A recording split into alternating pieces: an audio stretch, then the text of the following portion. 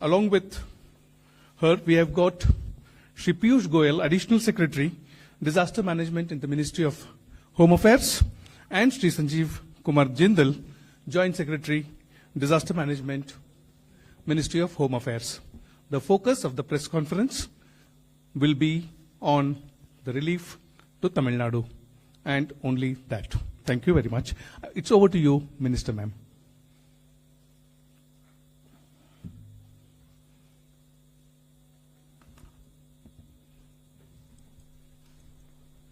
Thank you.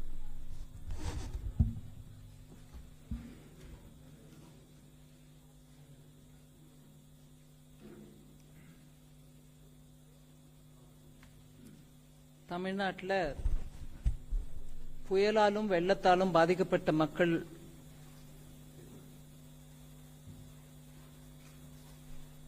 உயிரிழப்போ சொத்தோ பொருள் சேதமோ நடந்திருந்திருக்கு. அந்த உயிரிழந்தவர்களோட குடும்பத்துக்கும்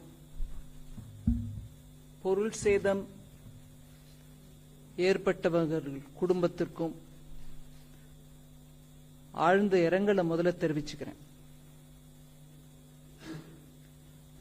மத்திய அரசு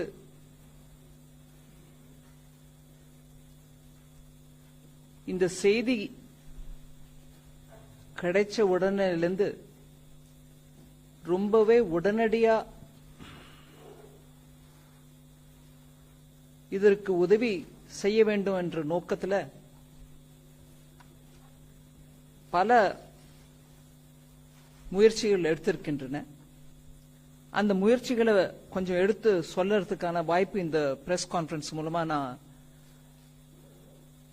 உபயோகிச்சுக்க விரும்புறேன். திருநெல்வேலி, தூத்துக்குடி, கன்னியாகுமரி, தென்காசி இந்த 4 மாவட்டத்திலையும் ஒரு வருஷத்துக்கு வர வேண்டிய மழை முழுவதும் ஒரே நாள்ல பெஞ்ச அளவுக்கு மழை பெஞ்சிருக்கு. நான் உஜ்ஜாயிப்பா, அதாவது குத்து மதிப்பா சொல்றேன். ஒரு 50 சென்டிமீட்டர் மழை, 50 சென்டிமீட்டர் மழைங்கிறது தூத்துக்குடி போல ஏரியால தோராயமா ஒரு வருஷத்துக்கு வரக்கூடிய மழை. அந்த மழை ஒரே நாள்ல பெய்யவே அங்க தண்ணி தேங்கி போறதும், வீடு மூழ்கி போறதும், மக்கள் அதுல தவிச்சுக்கிட்டு இருக்கிறதும், இது 18ஆம் தேதியே செய்தி கிடைச்சு.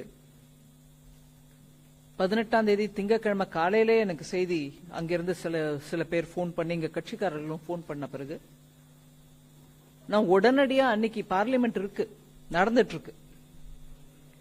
அன்னைக்கு மத்தியானமே உள்ளாட்சித்துறை அமைச்சர் அமித்ஷா அவர்களை போய் பார்த்து அவர்கிட்ட இந்த 4 மாவட்டங்களுக்கு உடனடியா எந்த விதமான உதவி பண்ண முடியுமோ அதை நம்ம பண்ணணும், நேஷனல் டிசாஸ்டர் ரிலீஃப் போர்ஸ் அனுப்பி வைங்க அப்படின்னு கேட்டதுக்கு அவரும் உடனடியா அந்த 4 மாவட்டத்துக்கும் தேவையானதை எவ்வளவு அனுப்பணுமோ அதோட இல்லாம அதிகமா இன்னும் கூடுதலா உதவி கூட பண்ண வேணும் அப்படின்னு சொல்லி அன்னைக்கே ஆர்டர் கொடுத்தத நான் அன்னைக்கு ராத்திரி பார்லிமெண்ட்ல என்னுடைய வேலையெல்லாம் முடிஞ்ச பிறகு என்னோட ட்விட்டர் அக்கவுண்ட்ல போட்டேன், பதிவு பண்ணினேன். என்னெல்லாம் விதமான உதவிகள் மத்திய அரசு உடனடியா கொடுத்திருக்குன்றத நான் அன்னைக்கும் அந்த பிரஸ்ல, அந்த ட்விட்டர் மூலமாவும் போட்டதற்கு, ஹோம் மினிஸ்ட்ரி மூலமா அது பிரஸ் ரிலீஸாவும் வந்ததுனால அந்த விவரத்துல நான் இப்போ அதிகபட்சமா பேசல. 18ஆம் தேதியே ராத்திரிக்கு அந்த விவரம் வெளியில வந்துடுச்சு. அதுக்கப்புறம் அங்க போட்ஸும் போயிட்டு இருக்கு, ஹெலிகாப்டர் மூலமாவும் பண்ணிட்டு இருக்காங்க. எவ்வளவு ஹெலிகாப்டர், எவ்வளவு போட் அப்படிங்கறத மாத்திரம் ஒரு 2-3 விவரம் கொடுக்கறேன். ஆனா மொத்தமா சேர்த்து 21ஆம் தேதி டிசம்பர் வரைக்கும் நம்ம கையில இருக்கக்கூடிய செய்தி 42,290 பேர் மீட்கப்பட்டிருக்காங்க. மொத்தமா இதுல எல்லாரும் சேர்த்து மீட்கப்பட்டது. ஸ்டேட் போலீஸ், ஸ்டேட்ல ரிலீஃப் பண்றவங்க, ராணுவ படை மூலமா, கப்பல் படை மூலமா, கோஸ்ட் கார்டு மூலமா, இதெல்லாம் சேர்த்து போட்டு 42,290 பேர் மீட்கப்பட்டிருக்காங்க. ஆனா இப்ப வரைக்கும் நம்மளுக்கு அபிஷியலா தெரிஞ்ச ரெக்கார்ட் பிரகாரம் பாத்தீங்கன்னா 31 பேர் உயிரிழந்திருக்கிறாங்க. மிக வருத்தமான விஷயம். 31 பேர். இத்தனை மீட்பு பணிக்கு உடனடியா மத்திய அரசும் செயல்பட்டு போயிருந்தாலும் 31 பேர் எனக்கு லாஸ்டா கிடைச்ச விஷயம். அதுல நம்பர்ல ஏதாவது இன்னைக்குள்ள வேற விதமா நம்பர் மாறுனா எனக்கு இப்போதைக்கு செய்தி இல்லை. ஆனா டிசம்பர் 21ஆம் தேதி மாலை வரைக்கும் எங்களுக்கு கிடைச்ச விஷயம் என்னன்னா 31 பேர் உயிரிழந்திருக்காங்க. இதுல எல்லா டிபார்ட்மெண்ட்டும், மத்திய அரசை சேர்ந்த எல்லா டிபார்ட்மெண்ட்டும் ஒத்துழைச்சு உடனடியா எல்லாரும் சேர்ந்து அந்த களத்தில் இறங்கினார்கள். அந்த இறங்கினதுனால ஸ்ரீவைகுண்டம் ரயில் நிலையத்துல 800க்கும் மேற்பட்ட பயணிகள் அங்கேயே அம்பிட்டு தத்தளிச்சுக்கிட்டு இருக்காங்க. அவங்களால இப்போ முன்னும் போக முடியல, பின்னவும் போக முடியல அப்படிங்கிற அந்த நிலைமை இருந்த போது அந்த ரயில் நிலையத்திலேயே சிக்கி தவித்து கொண்டிருக்கிற அந்த பயணிகளை ரயில்வே சார்பில் சிறப்பு ரயிலும் போதுமான அளவு பேருந்து வசதியும் கொடுத்து அவங்க எல்லாரையும் கூட மீட்கப்பட்டார்கள். அதை தவிர 200 ரயில் சேவைகள் பாதிக்கப்பட்ட அந்த நிலையில கூட ரயில்வே மீதி எல்லா டிபார்ட்மெண்ட்ஸோட சேர்ந்து நல்ல விதமா அங்க சமயத்துல உதவி பண்ணிருக்கிறாங்க. உள்துறை அமைச்சகத்திலேயே இருக்கக்கூடிய கட்டுப்பாட்டு அறைகள் 2 இருக்கின்றன. அந்த 2ம் கூட நிலைமையை 24 மணி நேரமும் மானிட்டர் பண்ணிட்டு இருக்காங்க. தொடர்ந்து கண்காணிச்சுட்டு வரதுனால மேலும் மாவட்டத்துக்கு, இந்த 4 மாவட்டத்துக்கும் போக வேண்டிய உதவிகளை தொடர்ந்து இன்னொரு முறை யாரும் கேட்க தேவையில்லாத அளவுக்கு உடனுக்குடனே அனுப்பிக்கிட்டு வந்துட்டு இருக்காங்க.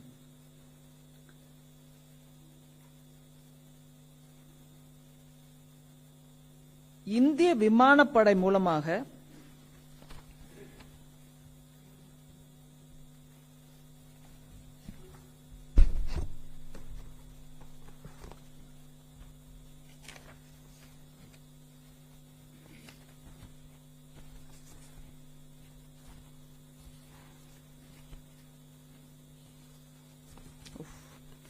மன்னிச்சிருங்க ஒரு நிமிஷம்.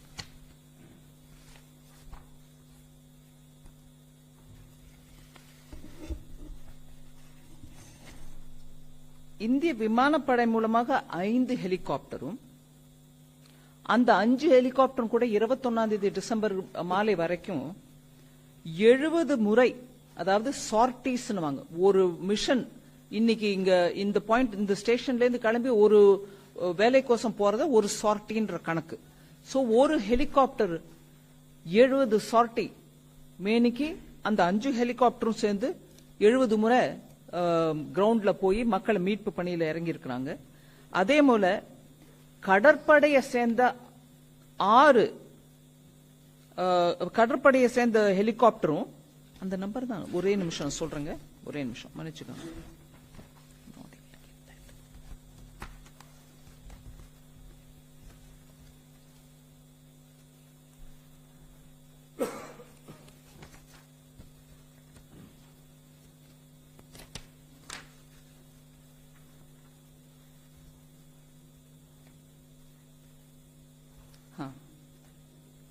மொத்தம் 9 ஹெலிகாப்டர், 5 ஏர்போர்ஸ் மூலமாகவும், 1 நேவி மூலமாகவும், 3 கோஸ்ட் கார்டு மூலமாகவும், சோ 70 சார்டிஸ் பண்ணிருக்கிற இந்த 5 + 1 + 3 9 ஹெலிகாப்டர் மூலமாக 70 சார்டிஸ் நடந்து அந்த 42,000 பேரை காப்பாத்திருக்காங்க. அதுல ஸ்டேட் கவர்மெண்ட் அபிஷியல்ஸ் அவங்க மூலமா ரெஸ்கியூ பண்ணவங்களும் இருக்காங்க. அந்த நம்பரும் அதுல இருக்கு. அதே மாதிரி that's right, I was looking for this.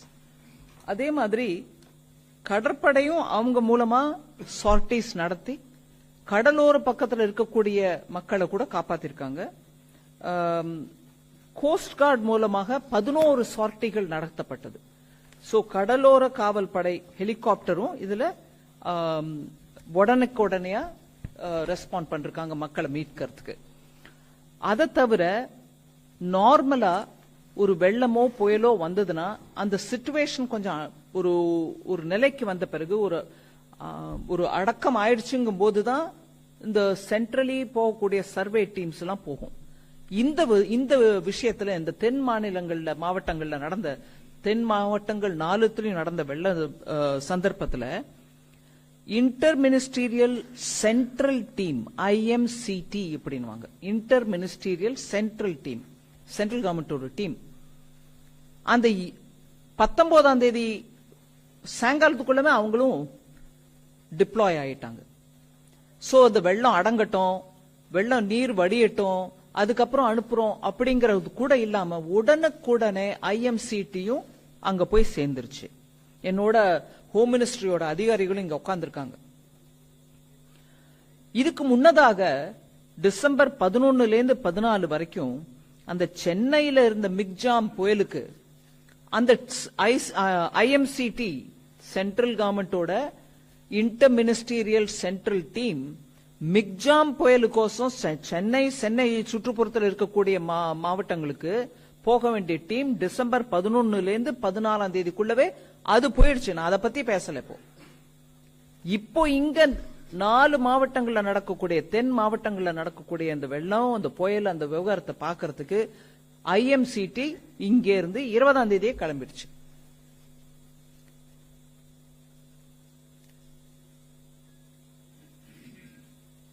தேசிய பேரிடர் மீட்பு படை அதாவது NDRF, ராணுவம், விமானப்படை, கடற்படை, கடலோர காவல் படை, கோஸ்ட் கார்டு, இது எல்லாத்தையும் சேர்த்து போட்டு இவங்க மாத்திரம் 5049 பேரை மீட்டு இருக்காங்க. இதுல ராணுவம் சரி எங்க இருந்தோ ஏதோ எடுத்துட்டு வரணும் அதனால டைம் ஆகுதுன்றது இல்லாம பக்கத்துல இருக்கக்கூடிய திருவனந்தபுரத்துல இருந்தும் வெலிங்டன்ல இருந்தும் உடனுக்குடனே படைப்பிரிவுகளை அனுப்பி வச்சாங்க. அங்க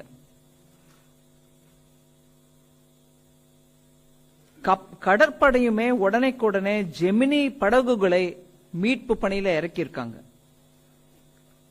நவீன லகு ரக அதாவது லைட் ஏர்கிராப்ட்ஸ், ஹெலிகாப்டர்ஸ், நேவி அதையும் எடுத்துட்டு போய் மக்களை மீட்கிறதுக்கு முயற்சிருக்காங்க.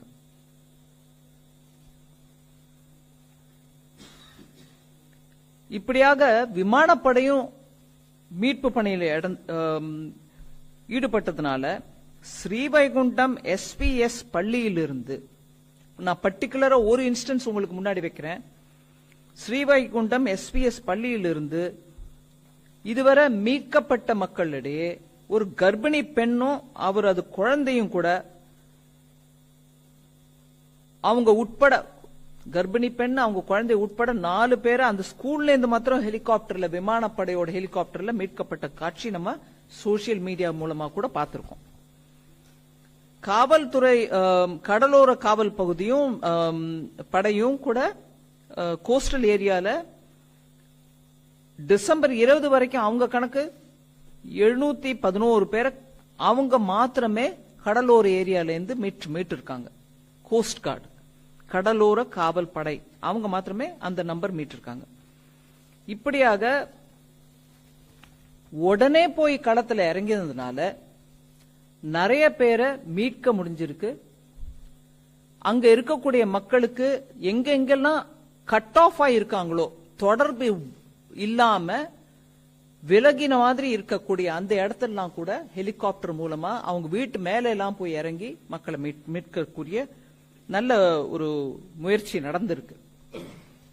இதுல நான் நேத்திக்கு ராஜ்யசபாலையும் அந்த பதில் சொல்லும் போது அந்த விஷயத்தை எடுத்து சொன்னேன். அதை ஒரு முறை உங்களுக்கு இப்பவும் நான் சொல்ல விரும்புறேன்.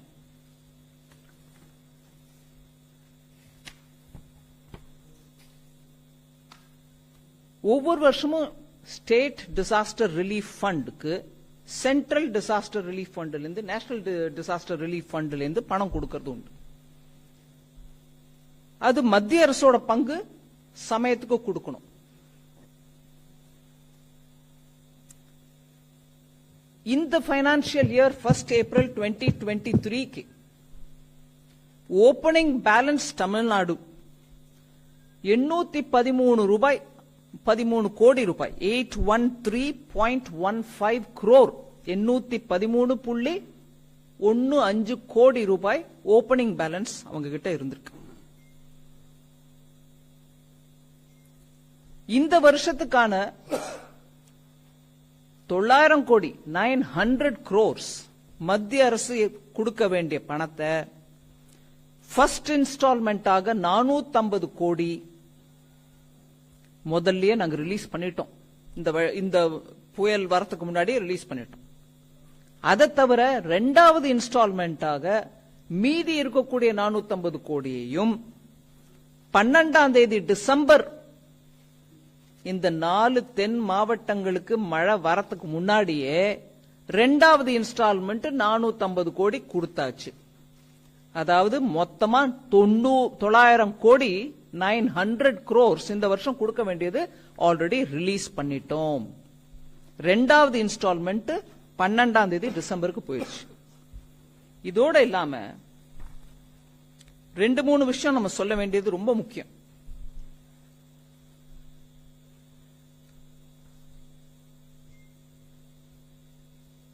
தமிழ்நாட்டில் இருக்கக்கூடிய ரீஜனல் மெட்ரலாஜிக்கல் சென்டர், மெட்ராலஜி, அத வானிலை அறிக்கை கொடுக்கக்கூடியவங்க, ரீஜனல் மெட்ராலஜி சென்டர் சென்னையில இருக்கு. இந்த தென் மாநிலங்களுக்கு மாவட்டங்களுக்கு இந்த 4 தூத்துக்குடி, தென்காசி, திருநெல்வேலி, கன்னியாகுமரியில வந்திருக்கக்கூடிய மழை வெள்ளத்தை பத்தி மெட்ரலாஜிக்கல் சென்டர் 12ஆம் தேதி டிசம்பரே தகவல் கொடுத்திருக்காங்க. 16, 17ஆம் தேதி வாக்குல தீவிரமான மழை தென் மாவட்டங்கள்ல வருங்கிறத 12ஆம் தேதியே கொடுத்திருக்காங்க. இதுக்கு ஒண்ணுத்துக்கு மாத்திரம் தான் கொடுத்தாங்களா அப்படிங்கிற கேள்வி எழும். அதுக்கு முன்னாடியே நான் சொல்லிடுறேன். இது மோஸ்ட் மாடர்ன் சென்டர். இந்த ரீஜனல் மெட்ரலாஜிக்கல் சென்டர் சென்னையில எது இருக்கோ அதை பத்தி நான் சொல்றேன். அவங்க 5 நாள் முன்னிலையிலேயே வரக்கூடிய 5 நாள்ல என்ன நடக்க போகுதுன்றத சொல்லிட்டே இருக்காங்க. இன்னைக்கு இல்ல, இப்ப இல்ல, எப்பொழுதும் அவங்க 12 நாள் முன்னாலேயே என்ன வரப்போகுது, அதுக்கு எப்படி நம்ம தயார் பண்ணிக்கலான்றதுக்கு முன்னெச்சரிக்கையாக அவங்க 5 நாளுக்கு முன்னாடியே சொல்றாங்க. அதை தவிர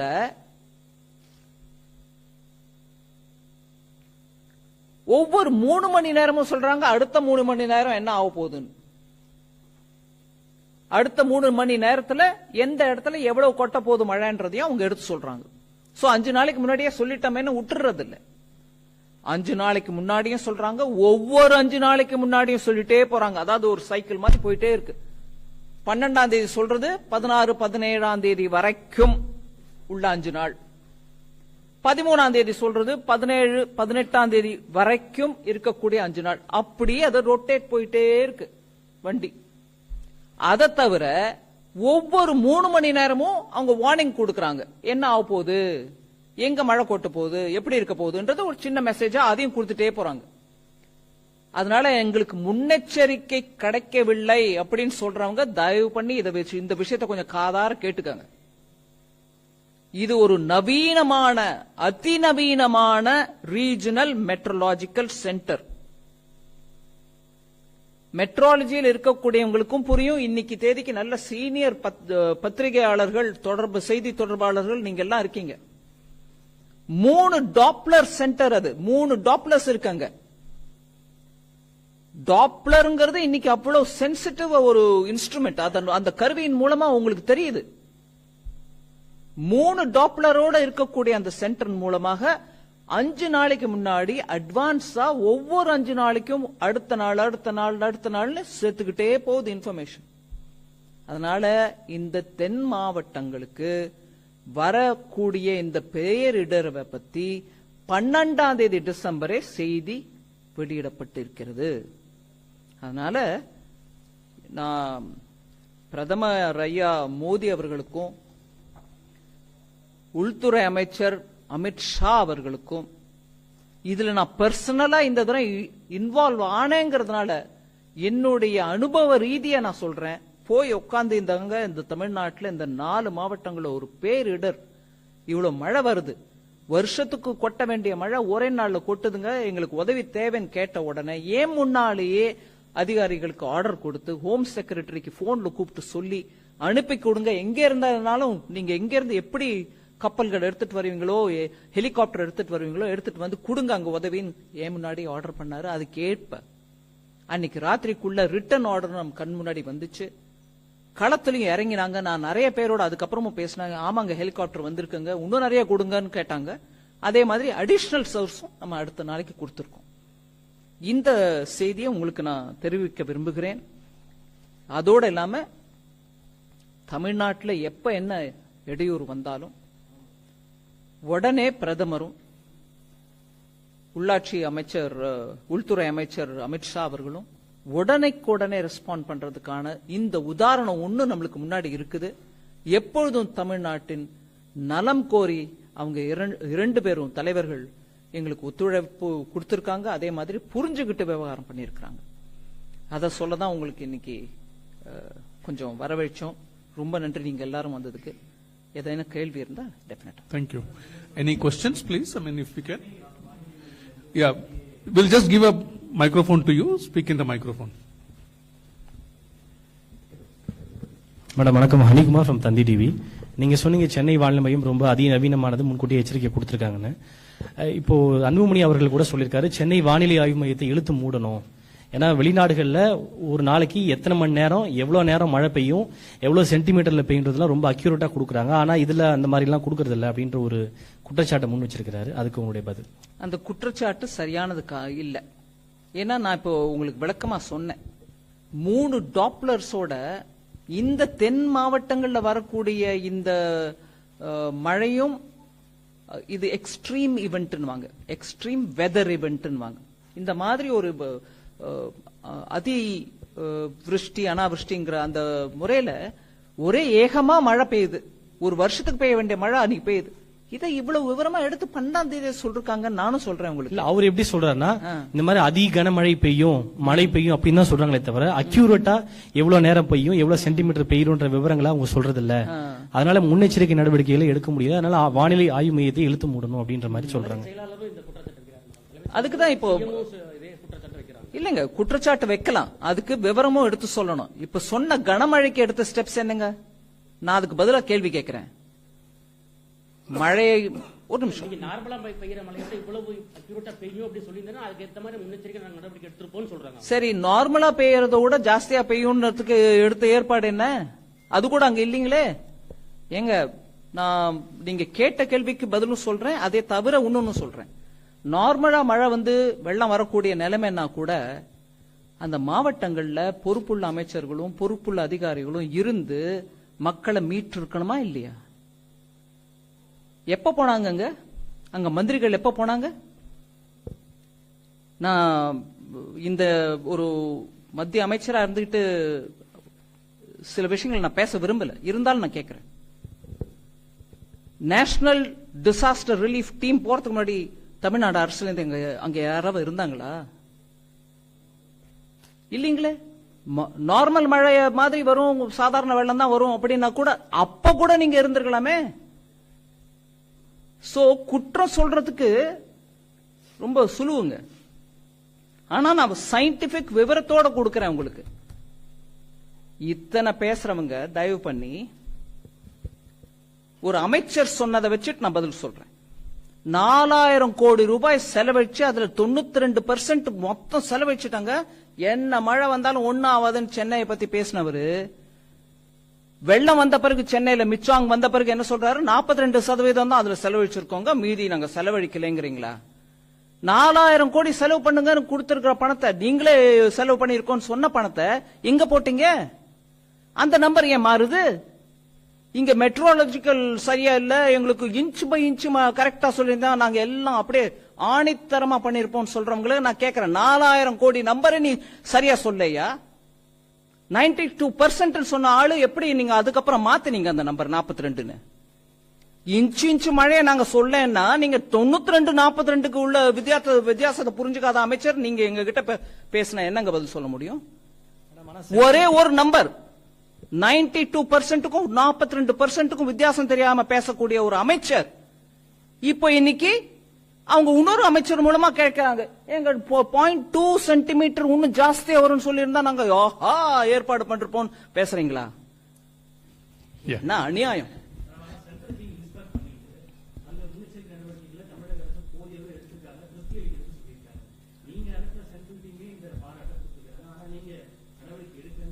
நான் நடவடிக்கை எடுக்கலன்னு நான் பேசவே இல்லை. அங்க எடுத்திருந்தா இந்த நிலைமை வந்திருக்குமான்னு கேக்குறேன். 92% சொல்லி அத மழை வந்ததுக்கு அப்புறம் 42 பேசுற அமைச்சர்கள் இருக்கும்போது மத்திய அமைச்சர்கள் டீம் வந்துட்டு நல்லா இருக்கு. நீங்க கொடுத்த டேட்டா வச்சு சொல்லிருப்பாங்க. நீங்க 92 சொன்னப்போ நல்லா இருக்குங்கிறோம். நீங்களே வந்து இல்லங்க 92 இல்ல 42 சொன்னீங்கன்னா அதையும் நீங்க கேட்கணுங்க. எங்களுக்கு கேளுங்க, நாங்க பதில் கொடுக்கறோம். அங்க கேளுங்க, 4000 கோடியில 42 தான் செலவழிச்சிருக்கீங்க சென்னையிலன்னா, இன்னும் டாப்லரை வச்சுட்டு இன்ச் பை இன்ச் மழை கேக்குறீங்களா? என்னது இருக்கிற ஸ்டெப்ஸுக்கு நீங்க என்ன எடுத்தீங்கன்னு கேக்குறேன். நான் 12ஆம் தேதி வார்னிங் கொடுத்தது, எங்களுக்கு சமயத்துல வார்னிங் கொடுக்கலன்னு சொன்னவங்களே நான் கேக்குறேன். 12ஆம் தேதி 5 நாளைக்கு முன்னாடி கொடுத்த வார்னிங் இல்லைங்கிறீங்களா? அப்ப நீங்க சொல்றீங்களா 12ஆம் தேதி வார்னிங் கொடுக்கலன்னு? Yeah, please go ahead. No, please speak in the microphone, please. Madam. Just 1 second, I mean, we'll come to you. இதே மாதிரி அங்க 2015ல அக்டோபர்லயே சவுத் ஏசியன் கான்ஃபரன்ஸே நடந்தது. இந்த மாதிரி 150 டைம்ஸ் ரெயின் வரும்னு சொல்லிட்டு எக்ஸ்பெக்டேஷன் பண்ணாங்க. ஆனா அப்பவும் இந்த மாதிரி மிஸ் ஆச்சு. ஏன்னா இதுக்கு ஒரு சென்ட்ரலுக்கும் ஸ்டேட்டுக்கும் இந்த மாதிரி சயின்டிஸ்ட் டெக்னிக்கலா டிஸ்கஸ் பண்றாங்க வைக்கிறாங்க. ஆனா அட்மினிஸ்ட்ரேஷனுக்கு ப்ராப்பரா வந்து கம்யூனிகேட் பண்றதுக்கு சென்ட்ரலுக்கும் ஸ்டேட்டுக்கும் ஒரு ப்ராப்பர் மெக்கானிசம் இல்லாம ஒவ்வொரு தடவையும் போயிட்டு இருக்கு. அதுக்கு என்ன ஒரு தீர்வு இருக்கு? நல்லா கேக்குறீங்க நீங்க. 2015ல நான் போனேங்க அம்பத்தூர்ல, வெள்ளத்துல நடந்து போனேன். உள்ளெல்லாம் போய் பார்த்துட்டு வந்தேன். அந்த எஸ்டேட்ல எப்படி இருக்காங்க, எம்எஸ்எம்இ யூனிட்டுக்கு என்ன நஷ்டம் நடந்திருக்கு, எங்க இருந்து அந்த கால்வாயெல்லாம் மூடப்பட்டிருக்கு, அதிக நீர் ஓடி வரும்போது அது அப்படியே அதோட தடத்துல போய் கடல்ல கலக்க வேண்டிய ரூட்ல எல்லாத்தையும் அடைச்சு அங்க என்னெல்லாமோ கட்டி இருக்கிறதெல்லாம் பார்த்து அவங்க இண்டஸ்ட்ரியல் எஸ்டேட்ல இருந்தவங்களே என்கிட்ட சொன்னாங்க. இதை தவிர நான் இன்னைக்கு சொல்ல வேண்டிய விஷயம் ஒண்ணு சொல்லாம விட்டதுனால அதையும் இப்ப சேர்த்து சொல்றேன் உங்களுக்கு. இன்சூரன்ஸ் கம்பெனிகளை 19ஆம் தேதியே அவங்க சென்னையில போய் உட்காந்து அம்பத்தூர் எஸ்டேட்ல அந்த டெலிகேஷன் நான் கேட்டேன். நான் அனுப்பி வச்ச இன்சூரன்ஸ் கம்பெனிங்க வந்து உட்கார்றதுக்கு இடம் இருக்கா இல்ல வேற எங்கேயாவது உட்காரணுமா? இல்லைங்க, எங்க எஸ்டேட்லயே நாங்க இடம் கொடுக்குறோம், அனுப்பி வைங்க. எல்லா இன்சூரன்ஸ் கம்பெனியும் போயிருக்காங்க. உடனடியாக அவங்களுக்கு நிவாரணம் கையில கொடுங்கன்னு சொல்லி அனுப்பியிருக்கிறோம். சோ மத்திய அரசு பண்ணிக்கிட்டே இருக்கும். ஆனா மாநில அரசு இந்த மாதிரி 4 கேள்வி உங்ககிட்ட பூத்திட்டு எங்களை விட்டு கேட்க சொல்லிட்டே இருப்பாங்க. நாங்க பதில் கொடுத்துட்டே இருப்போம். அவங்க பண்ண வேண்டிய செயல், அம்பத்தூர்ல 2015ல வந்த வெள்ளத்துக்கு அப்புறம் அம்பத்தூர்னா தொழில் மையம். அங்க இருக்கக்கூடிய தொழில் படுத்துருச்சுன்னா நம்மளுக்கு வருவாய் தமிழ்நாட்டுக்கு அஃபெக்ட் ஆகுது. 2015 வெள்ளத்துக்கு அப்புறம் என்ன கத்துக்கிட்டீங்க பாடம்? அந்த பாடத்துக்கு ஏற்ப என்ன பண்ணினீங்க? அந்த பாடத்துக்கு ஏற்ப நீங்க பண்ணிருந்தீங்கன்னா இன்னைக்கு வந்த வெள்ளம் அம்பத்தூர்ல தேங்கி இருக்காது. அங்க இருக்கக்கூடிய ஒவ்வொரு இண்டஸ்ட்ரியும் அஃபெக்ட் ஆயிருக்காது. என்ன வந்து பார்த்து டெலிகேஷன் என்ன கேக்குறாங்க, எங்க 2015ல இருந்து இந்த அவஸ்தைப்படுறோம். நீங்க கேக்குறீங்க மத்திய அரசும் மாநில அரசும், நாங்க பண்ணிக்கிட்டே தான் இருக்கோம். நான் உங்களுக்கு எடுத்து ஒவ்வொரு விவரமும், நான் என்னோட ஓபனிங் ஸ்டேட்மெண்ட்ல இவ்வளவு விவரம் கொடுக்க வேண்டாம்னு உங்களுக்கு ஒரு கிளிப்தமா கிறிஸ்பா சொல்லிட்டு இருக்கேன். எடுத்து செயல் என்னங்க தமிழ்நாட்டில்? அம்பத்தூர் இன்னைக்கு மூழ்கி இருக்கு. பணம் மாத்திரம் கொடுக்கிறோம், எவ்வளவுனோ கொடுக்கிறோம், இன்னைக்கும் கொடுக்கிறோம். என்ன நடந்துச்சு அங்க?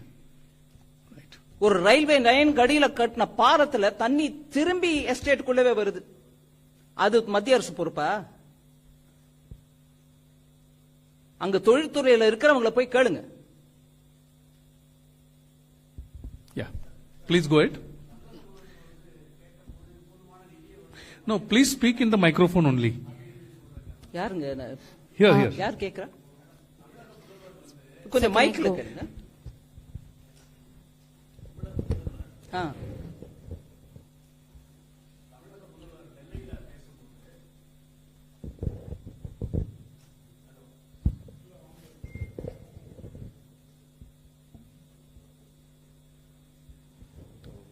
ஹலோ, தமிழக முதல்வர் நெல்லையில் வெள்ள சேதங்களை பார்வையிட்ட பிறகு கூறுகையில், நாங்கள் 2000 கோடி நிதி கேட்டோம் உடனடியாக.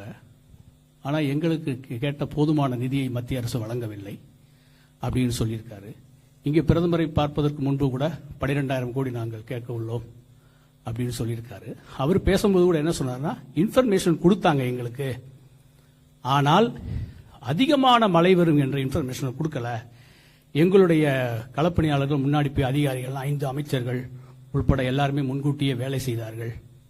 இந்த முன்னெச்சரிக்கை நடவடிக்கையாக வேலை செஞ்சாங்க. அப்படி இருந்தும் ஒரு பெரிய சேதங்கள் வந்திருக்கு அப்படின்னு சொல்லியிருக்காரு. இதை நீங்க எப்படி மேடம்?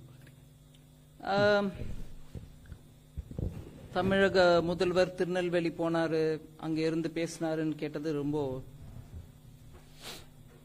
உகந்த செயல். இவ்வளவு பெரிய பாதிப்பு அஃபெக்ட் ஆயிருக்கும் போது அங்க போறது கரெக்ட் தான். ஆனா 5 நாளைக்கு முன்னாடி 12ஆம் தேதி வார்னிங் கொடுத்தா கூட கொடுக்கல, சென்டிமீட்டர் அளவு எங்களுக்கு விவரம் கொடுத்திருக்கணும், கொடுத்திருந்தா நாங்க அபரிமிதமா பண்ணிருப்போம்னு சொல்றவங்க அதே முதலமைச்சர், மாண்புமிகு முதலமைச்சர். Yeah. I'm not finished. No. Sorry. அதே மாண்புமிகு முதலமைச்சர் இங்க இருந்து நாங்க அனுப்பிட்டு இருக்கோம் என்டிஆர்எஃப். முதலமைச்சர் ஐயா இங்க இருந்தாருங்க.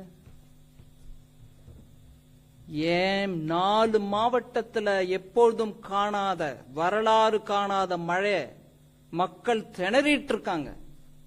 மத்திய அரசே எனக்கு என்டிஆர்எஃப் கொடுத்து அனுப்பு, நானும் அங்க இருந்து நான் நிவாரண பணியை பார்ப்பேன்னு சொல்லாம டெல்லியில இருந்தாருங்க. இன்னைக்கு ஒரு 4 நாள் கழிச்சு போய் திருநெல்வேலியில, 3 நாள் கழிச்சு போய் திருநெல்வேலியில் நின்னுகிட்டு அவர் பேசுறாருன்னா நாங்க கேட்டுக்கிறோம், அது மரியாதை கொடுத்து கேட்டுக்கிறோம். ஆனா இன்னைக்கு நாள் முழுக்க டெல்லியில இருந்துட்டு பிரதமர் ஐயாவை ஏன் மீட்டிங் எல்லாம் முடிஞ்ச பிறகு நான் வந்து உங்களை பாப்பேங்க, போற போக்கில் பார்த்துட்டு போவேங்கன்னு அந்த தோரணையில டைம் கேட்டு, அவரும் ஐயோ தமிழ்நாட்டில இருந்து முக்கிய முதலமைச்சர் வந்திருக்காருன்னு ராத்திரி ஆனாலும் டைம் கொடுத்து அப்பாயின்மெண்ட் கொடுத்து பார்த்து பேசியிருக்காங்க. இதுலேருந்து அவருடைய பிரையாரிட்டி என்னன்னு நான் புரிஞ்சுக்கணுமா இருக்கு. நாங்க பணம் கேட்டிருக்கோம், பெரிய அமௌண்ட் கேட்டிருக்கோம் அப்படின்னு சொல்றது ரொம்ப நல்லது. அதுக்கு வேணுங்கிற அளவு டீம்ஸ் போயிருக்காங்க, பாப்பாங்க, வந்து இங்க உள்ளாட்சித்துறை அமைச்சர், உள்துறை அமைச்சர்கிட்ட பேசுவாங்க, சொல்லுவாங்க, அதை டிட்டர்மைன் பண்ணுவாங்க. அதுக்கு ஒரு ப்ராசஸ் இருக்கு, இவங்க டீம்ஸ் பாத்துக்குவாங்க. ஆனா இந்த பேரிடர்வு நடக்கும்போது முதலமைச்சர் இந்திய அலையன்ஸோட உட்கார்ந்திருந்தார். அங்க போய் நான் என் மக்களோட இருக்கேன், அலையன்ஸே நீ இரு, அதை நான் பார்த்துட்டு நான் வரேன், என் மக்கள் என் மண் அப்படின்னு சொல்லிட்டு அங்க இருக்கணுங்க. அது இல்லாம வாய்க்கு என்ன வந்துச்சு நஷ்டம் அப்படின்னு சொல்லிட்டு எனக்கு 12,000 16,000 எதுக்கு எவ்வளவு கொடுக்கணுமோ அது கொடுப்பாங்க. நான் அதை கமெண்ட் பண்ணல. 12,000 ஜாஸ்தின்னு சொல்ல, 16,000 குறைச்சல்னு சொல்லல. இங்க முழு நாளும் இருந்து விட்டு அந்த மாவட்ட மக்களை பத்தி எங்க கிட்ட பேசுறீங்களா? நாங்க அதுக்கு முதல் நாளே அனுப்பி கொடுத்துட்டோங்க NDRF. Yeah. Wait a second, one by one, please. எல்லாருக்கும் கொடுக்கிறோம். ஒரு நிமிஷம் இருங்க. Please, please. One by one. The lady here. Those who have got mic will speak. Please go ahead. Ma'am, Janani from NDTV Profit here. Ma'am, just 2 questions. You had alluded to the fact that the government had released ahead of time the 450 crore that was also released by December 12th. Has there been any additional? 900 crores. The second installment. Second was 450, first was 450. Right, ma'am. Has there been any additional request of funds? That's question number 1. Question number 2, ma'am, you had also alluded that insurance work, all these search and survey teams were on the ground and they've been dispatched, and 4 such companies were on ground. Can we get a little update on that if that's possible? No, search and survey teams were sent even earlier, meaning the moment I had the NDRF request put to the Home Minister, I ensured that the teams would also go there in time. Other than that, I had also asked for, that I've said now. Just to, because the information has come from the Home Ministry's official, I'm saying, on 18/12/2023, initially, 10 rescue teams of NDRF, 2 columns of Indian Army, 2 of IAF, which is what I've already told, 1 ship, 1 Navy helicopter, 6 disaster response teams, 2 helicopters of the Indian Coast Guard were mobilized and sent. Other than that, he is also talking about the same detail, 10 teams of NDRF. That's fine. But on the insurance, so on the day when I've spoken to the Home Minister, and that night the notification was put out through my handle also, other than the Home Ministry's own. I had instructed the insurance and the Department of Financial Service Secretary himself had taken it upon himself on my saying to send the insurance companies and their officers on the 20th or earlier to go sit there with their surveyors having done the field work. People who want to come and give the claims can meet them in person and take it. That is for Ambattur. And the same thing was given as instruction for the 4 southern districts once the water receded. They can't go and say, claim your insurance when the water is still there. So that's the picture there. Ma'am, an additional request for funds made any? You're hearing it from all of them. The Home Yeah. Ministry will release it as to what claim has come, how much they are looking Yeah. at it. That's not mine. Please go ahead. The third last row. இந்த வெள்ளத்தப்போ தமிழக மக்கள் ஆளும் கட்சி தமிழக அரசு மீது மிகுந்த கோபத்தில் இருந்ததை பார்க்க முடிஞ்சது. இது வந்து நாளாவட்டத்திலேயே அந்த மழைநீர் வடிகால் பணிகளை வந்து மேற்கொள்ளாதான் காரணம் சொல்லிட்டு அவங்க மக்கள் வந்து குற்றம் சாட்டியிருந்தாங்க. உங்களுக்கு கிடைத்த தகவல் அது மட்டும் இல்லாம இந்த இதுக்கு முக்கியமா பொறுப்பேற்று தமிழக முதலமைச்சர் பதவி விலக வேண்டும் என்று நீங்கள் வலியுறுத்திருக்கீங்களா? ரெண்டாவது கொஸ்டின் வந்து மேற்கொண்டு அடுத்த கட்டமாக அடுத்த வருடமும் இது போன்ற பிரச்சனை ஏற்படாமல் மக்களை காப்பதற்கு தமிழக அரசு என்ன நடவடிக்கை எடுக்க வேண்டும் என்று மத்திய அரசாக நீங்க வலியுறுத்துறீங்கன்னு சொல்லுங்க. நான் ரெண்டாவது கேள்விக்கு முதல் பதில் கொடுக்குறாங்க. தமிழக அரசு இந்த எக்ஸ்ட்ரீம் ஈவென்ட்ஸ், வெதர் ஈவென்ட்ஸ், மழை 2015 பார்த்தோம், இப்ப திருப்பி பாக்குறோம். அது சென்னை மாத்தம் தானா இல்ல தென் மாவட்டங்களும் தானா? இதெல்லாம் கூட எல்லா சயின்டிபிக் டேட்டாவும் அவைலபிளா இருக்கு. அதுக்கேற்ப அந்த பேசின், சென்னை பேசின் கோசம் நம்ம கொடுத்த பணமும் இருக்கு அவங்க கிட்ட. அதான இந்த 4000 கோடி. இதெல்லாம் சரியான விதத்துல சரியான சமயத்துக்குள்ள உபயோகப்படுத்தி இருந்தா இந்த நிலைமை வராது. அத பத்தி சரியான விவரம் கூட கொடுக்கறது இல்லைங்கிறது என்னுடைய குற்றச்சாட்டு. 4000 கோடி, அதுல நான் இப்பவே உங்களை கேட்கிறேன், 92% செலவாயிடுச்சுன்னு சொன்ன அமைச்சரே, மழை வந்த பிறகு 42% தான் செலவாயிருக்குன்னு சொன்னா எதை நம்புறது மக்கள்? நீங்க 92% செலவழிச்ச பிறகு கூட இப்படி ஆயிருந்தா சொல்லிருக்கலாம். இல்லைங்க, எங்களால கூட எதிர்பார்க்க முடியல, 4000 கோடி செலவு பண்ண பிறகு சென்னை மூழ்கிடுச்சுங்கன்னு சொன்னீங்கன்னா நான் ஒத்துக்கிறேன். நீங்க செலவே பண்ணல, 42 இப்ப நீங்க கரெக்ட் பண்றீங்க. அது அந்த 42 நிஜம்தானா? கேள்வி கேட்கணுமா இருக்கு. அதனால பேசின், சென்னை பேசின் டெவலப்மெண்ட்க்கு கொடுத்த பணம் கூட சரியாக உபயோகப்படவில்லையோ அப்படின்னு நான் கேள்வி கேட்கிறேன். உங்க கேள்வி, முதல் கேள்விக்கு நான் பதில் கொடுக்க விரும்பல. மேடம், மத்திய அரசும் மாநில அரசும் 2 பேரும் மாற்றி மாற்றி குறை கூறிக்கிட்டே இருக்காங்க. இதுல வந்து இடையில பாதிக்கப்படுறது மக்கள் தான். இதை பற்றி நீங்க என்ன நினைக்கிறீங்க? 2 பேரும் குறை சொல்லலைங்க, நாங்க குறையே சொல்லல. நாங்க பண்ற வேலையை பண்ணிக்கிட்டே தான் இருக்கோம். நாங்க குறையே சொல்லல, நாங்க பண்றத பண்ணிக்கிட்டு இருக்கோம். அதுவும் சமயத்துல பண்றத பண்ணிக்கிட்டு தான் இருக்கோம். மக்களுக்கு இடர் வரக்கூடாதுன்னு பண்ணிட்டு இருக்கோம்.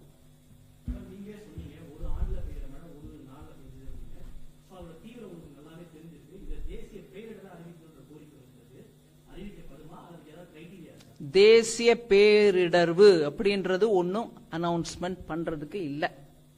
ஏன்னா அந்த அந்த இடத்துல நடந்த நிகழ்ச்சி அப்படிப்பட்டது இல்ல, உத்தராகண்ட்ல நடந்ததுதான் அப்படி நாங்க சொல்ல. There is never an announcement. Please correct me if I'm wrong. As தேசிய பேரிடர்வு, அதாவது நேஷனல் டிசாஸ்டர்ன்ற அனௌன்ஸ்மெண்ட் மத்திய அரசு அனௌன்ஸே பண்ணல. வேற ஸ்டேட்டுக்கு பண்ணாங்க, தமிழ்நாட்டுக்கு பண்ணல. இல்லைங்க, அந்த சிஸ்டமே இல்லைங்க.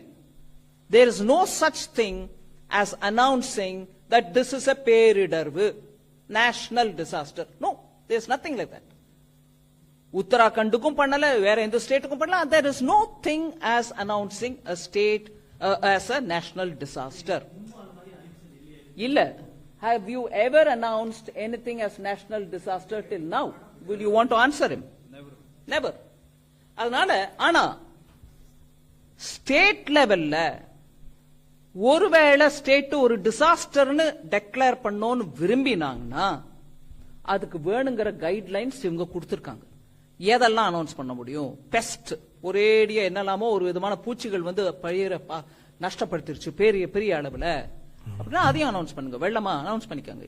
அவங்க would you want to explain that you've given guidelines for the states to announce any disaster that they think they want to announce? Do you want to explain that? Yeah. Jindal ji. Yeah, hello. So we have issued guidelines which governs the State Disaster Response Fund, National Disaster Response Fund, right? So these are based on the recommendation of the successive finance commissions. So after the 50th Finance Commission, we have revised the guideline and issued in the year 2022 itself. So under the guidelines, there are 12 notified disasters which are eligible for relief assistance under the SDRF as well as the additional assistance from NDRF. These are cyclone, drought, earthquake, fire, flood, tsunami, hailstorm, landslide, avalanche, cloudburst, pest attack, frost and cold wave. In addition to that, state government have the flexibility of using 10% of their annual allocation for declaring any state local level disaster. So this flexibility with the state government. விளக்கமா இருக்குங்களா? டிசாஸ்டர்னு ஸ்டேட்ல announce பண்ணோம்னா அவங்க announce பண்ணலாம். அது finance commission மூலமா வரக்கூடிய recommendations வச்சுக்கிட்டு இவங்களும் அதுக்கு ஏத்த மாதிரி கைட்லைன்ஸும் கொடுக்கறாங்க. நீங்க எதெல்லாம் டிசாஸ்டர் அப்படின்னு ஸ்டேட் லெவல்ல சொல்ல முடியும்? அவர் லிஸ்ட் படிச்சார் உங்களுக்கு. அந்த எர்த்குவேக்கோ இல்ல வெள்ளமோ அதிகமா மழையோ இல்ல பயிர் நாசனமோ அப்படின்னு வரிசையா 12 ஐட்டம் அவர் படிச்சுட்டார். அத நீங்க உங்க ஸ்டேட்ல வேணா பினான்ஸ் கமிஷனும் அதுக்கு ரெக்கமெண்டேஷன் கொடுத்திருக்குன்றதுனால அனௌன்ஸ் பண்ணிக்கிட்டு உங்ககிட்ட இருக்கிற அந்த ஃபண்ட் இருக்கு பாருங்க, ஸ்டேட் டிசாஸ்டர் ரிலீஃப் ஃபண்ட், அதுல இருந்து 10% வரைக்கும் எடுத்து இதுக்கோசம் உபயோகிக்கலாம் அப்படிங்கிற கைட்லைன்ஸும் கொடுத்திருக்காங்க. அதை தவிர மத்திய அரசு நேஷனல் டிசாஸ்டர் ஏன் அனௌன்ஸ் பண்ணல? இல்லைங்க, அந்த சிஸ்டமே இல்ல. இப்ப வரைக்கும் யாருக்கும் அனௌன்ஸ் பண்ணல.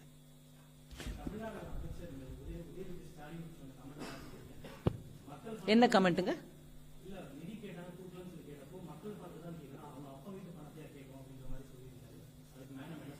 அவங்க பாஷை எப்போதும் அப்படிதானுங்க.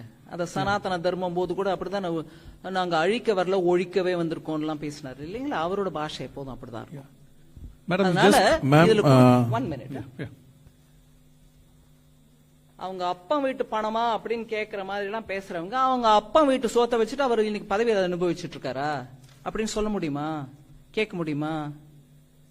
மக்களால தேர்ந்தெடுக்கப்பட்டு வந்திருக்காரு. அவர் கொடுக்க வேண்டிய அந்த மரியாதை நம்ம கொடுக்க தானே கொடுக்கிறோம். இந்த அப்பா வீடு உன் ஆத்தாவா இந்த பேச்செல்லாம் அரசியல் நல்லது இல்லைங்க.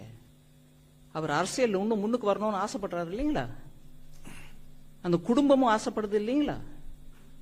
பேசுற பாஷை மொழி. அவங்க தாத்தா எப்பேற்பட்ட தமிழ் அறிஞர், எப்பேற்பட்ட Tamil. Excuse me, whose in a hurry, yaar? Please Just hold let on. me finish. He is also your colleague. I'm answering him. அதனால நம்ம நாக்குல கொஞ்சம் அந்த பதவிக்கு ஏத்த அளவுக்கு வார்த்தைகள் அளந்து வரணும். இது நான் பொதுப்படையா சொல்றேன். அவர் மேல காழ்ப்பு உணர்வோ ஏதோ வச்சுட்டு சொல்லல. இதுக்கு முன்னாடி ஒரு உதாரணம் பார்த்தோம், இப்போ இன்னொரு உதாரணம் பார்க்கிறோம்.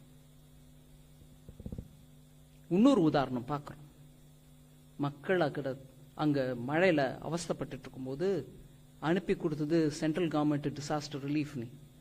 அட்வான்ஸா பணத்தை 12ஆம் தேதி டிசம்பருக்குள்ள 900 ரூபாய் கொடுத்து 900 கோடி கொடுத்திருக்கோம். அது ஏன் அப்பா சொத்துனோ உங்க அப்பா சொத்துனோ நான் சொல்ல மாட்டேன், எப்பொழுதும் சொல்ல மாட்டேன். நம்ம பொறுப்புள்ள பதவியில் இருக்கிறவங்க அந்த பொறுப்பை உணர்ந்து பேசணும். தயவு பண்ணி நீங்க அடுத்த தடவை நீங்க அவருக்கு முன்னாடி இருந்து கேள்வி கேட்கும் போது கூட சொல்லுங்க, அந்த அம்மா இப்படி பேசினாங்க, நம்ம எல்லாரும் கூட யோசிச்சு பேசணுங்க. கொடுத்துட்டாங்க, அவங்க கொடுக்க வேண்டிய பணத்தை முதல்ல கொடுத்துட்டாங்க. இந்த டீம் வந்து பார்த்துட்டு போன பிறகு நீங்களும் அதுக்கு கலந்து ஆலோசனை பண்ணி உங்களுக்கு சொல்ல வேண்டியதெல்லாம் சொன்ன பிறகு அவங்க போய் ப்ரொசீஜரலி என்ன பண்ணுவாங்க. உங்க அப்பாவும் போய் பிரதமரை பார்த்துட்டு வந்திருக்காங்க, அதனால பண்ணுவாங்க. அதனால கொஞ்சம் பொறுமையா, வார்த்தையும் பொறுமையும் நல்ல குணங்கள். Ma'am, Harish Nair from Times Now. Chief Minister M.K. Stalin had blamed the IMD. He had said that IMD warning was a bit late, rainfall was higher than forecast. So, your reaction? No, I've reacted to that. I will repeat it for you because I said that in Tamil. Now I'll say it in English. Even on the 12th, first of all, about that center. It's a state-of-the-art meteorological center located in Chennai. It has 3 Dopplers with which they detect weather forecasts they do are based on that. and the forecasts are normally done on a dynamic way every 5 days in advance, meaning every day there's some forecast. But it warns you for something which will happen 5 days in advance. So for this event of the 4 districts in South, the alert was given even on the 12th. So, either the officials have not briefed the Honorable Chief Minister properly, saying we did receive it on the 12th, but we didn't act on it, or they probably are saying differently, I don't know, but there is data recorded that information was given even on the 12th. Yeah, the last question. Please go ahead. 11. Oh, just one more minute, if that will help you. Yes. இது உங்களுக்கும் உதவுங்க. 12th December, IMD issued heavy to very heavy rain, 64 mm and greater than 124 mm in 24 hours for 16th December. On the 12th, they tell you heavy to very heavy, about 16th December, all over South Tamil Nadu. And a daily press bulletin was also shared with all the stakeholders. That's one thing. Second, then it was continued on a 5 days warning, and that was issued on 13th and 14th also of December 2023. It was further upgraded on 15th December to orange color warning with heavy rainfall forecast in the bulletin which was issued for the period 16 to 18. So you had it on the 12th, you had it on the 13th, you had it again on the 15th, you had it again on the 16th. Repeated warning. Okay? The same forecast continued in the bulletin which was issued on the 16th December as well, about orange color warning. Yeah, please go ahead. Hi ma'am, Kriti from Informist Media. So you mentioned that additional fund requests have come and MHA might release that. So since SDRF funds have been released, 900 crore, would that be under NDRF? And also, what kind of quantum may be released by MHA? You may want to answer that. Actually, Ministry of Home Affairs has a very systematic procedure laid out. And as soon as we get information about any such event, an interministerial central team, as mentioned by Honorable Finance Minister, is immediately dispatched to the state concerned in the sites. And it is headed by a joint secretary from the Ministry of Home Affairs, and it has members from various ministries which are involved in relief and rehabilitation like agriculture, etc. So the team visits the places, interacts extensively with the state government officials. The state government officials are supposed to present details of the damage assessment, and once they do that, immediately the team submits its recommendations to the high-level committee, which is headed by executive committee, which is headed by Union Home Secretary, and then that committee goes through it, and further finally the committee which is headed by the top apex committee, which is headed by Honorable Home Minister, that approves it. So there's a very systematic procedure, but of course the IMCT, as Honorable Finance Minister has mentioned, it had gone with respect to the cyclone which happened earlier this month from 11 to 14 December.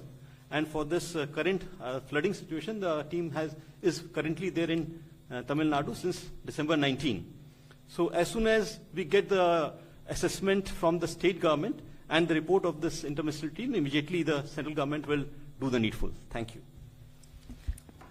Yes, please.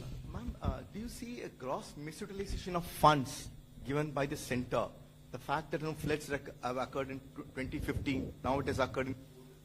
You also spoke about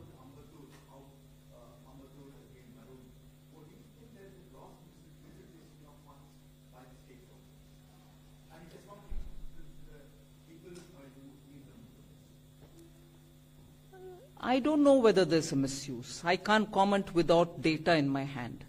But clearly, lessons of 2015 have not been learnt. Precautionary steps which have to be taken at the state level for organizing economically vulnerable areas like industrial estates, railway stations, harbor, airports, those will have to be given additional support. I can for sure say that that's not happened. I don't know about misuse of fund because I don't have the data, but தவிர்ப்புக்கு வேணுங்கிற விஷயம்